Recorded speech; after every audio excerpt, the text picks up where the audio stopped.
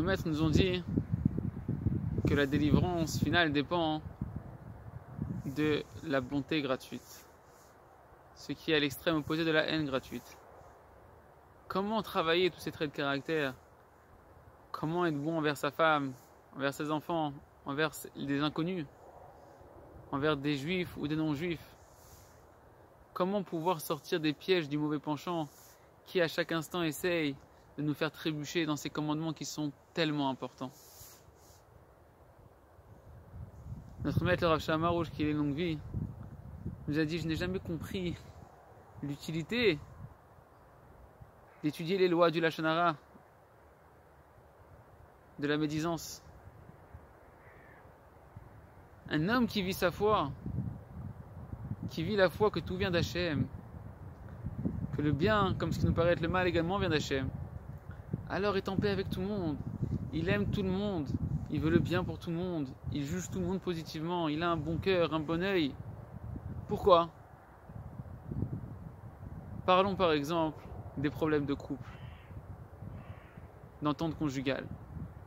Un mari doit s'efforcer, avec les yeux de la foi, de voir que tout le bien qu'il reçoit de sa femme, et combien on reçoit en tant qu'époux de bien de sa femme, on ne peut pas le compter, du matin au soir, du soir au matin.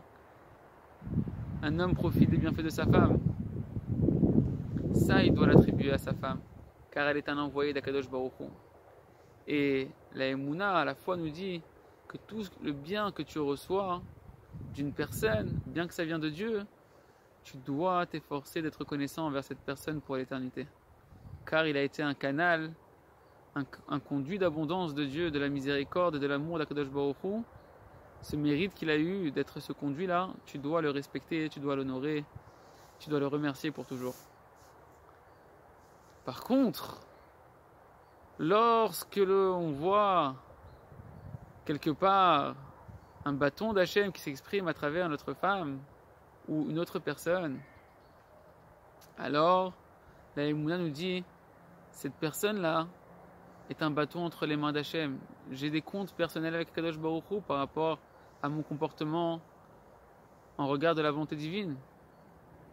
Et Dieu, bien qu'il est miséricordieux, il n'est pas vatran. Vatran, ça veut dire qu'il n'est pas indifférent à nos manquements, à notre devoir envers lui. Et que si l'on ne se repentit pas, alors il nous éveillera à aller dans le bon chemin. Et cela passe par des bâtons. Cela peut passer par ma femme, cela peut passer par mes enfants, par des amis, par des gens autour de moi, de la communauté, dans le travail. Et la Emouna nous dit qu'à ce moment-là, tu ne dois pas voir le bâton, mais celui qui tient le bâton dans les mains. Car celui qui ne voit que le bâton est comme un chien qui est en train de mordre le bâton, qui le frappe sans prendre conscience, car il n'a pas les capacités de voir qui est derrière le bâton en train de le frapper. La Emouna nous dit: tu ne dois en vouloir à personne. Il est interdit d'avoir de la rancune. Ça fait partie des 10 commandements, de ne pas avoir de rancune, de ne pas se venger. Comment est-ce possible lorsque l'on voit une personne qui nous a fait véritablement du mal? Alors nous sommes obligés de monter dans la Emouna, dans le monde de la foi, de voir que celui qui nous a frappé, Kaviachol, si on peut dire ainsi, celui qui nous a secoué pour nous sortir de notre torpeur, n'est personne d'autre que Akadosh Baruch Hu.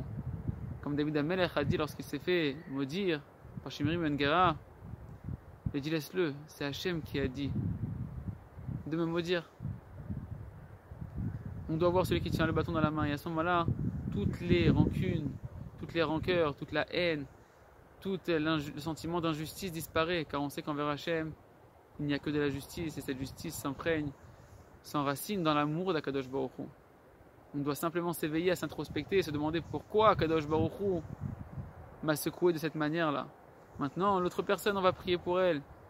Comme on dit, Mesken Ben Adam, le pauvre, cet homme-là ou cette femme-là, qui a accepté de jouer le rôle du bâton d'Hachem. Car c'est évident qu'on doit tous souhaiter n'être qu'uniquement et seulement des conduits de miséricorde d'Hachem, que des soutiens, des béquilles pour soutenir les autres. des béquilles d'Hachem pour aider les autres, pour guider les autres, d'être que des canaux d'abondance, de joie, de bonheur pour les autres. D'Akadosh Baruch Hu aux autres à travers nous. Par contre, on doit prier de toutes nos forces. Hachem, je t'en prie, aide-moi à ne jamais être ton bâton.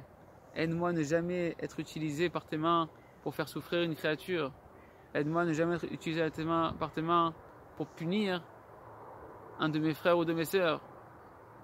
On doit tous vouloir jouer le bon rôle. Et lorsque l'on voit quelqu'un qui a joué le mauvais rôle, alors on le prend en pitié. On prie pour lui, pour que Kadosh Baruch Hu l'éveille à la tchouva. Et on s'introspecte, savoir ce que l'on doit réparer. Béat Hashem, que chacun se renforce dans les commandements envers son prochain. Et que l'on puisse voir venir la Géoula dans la miséricorde la plus totale. Chazak, Benut Razek.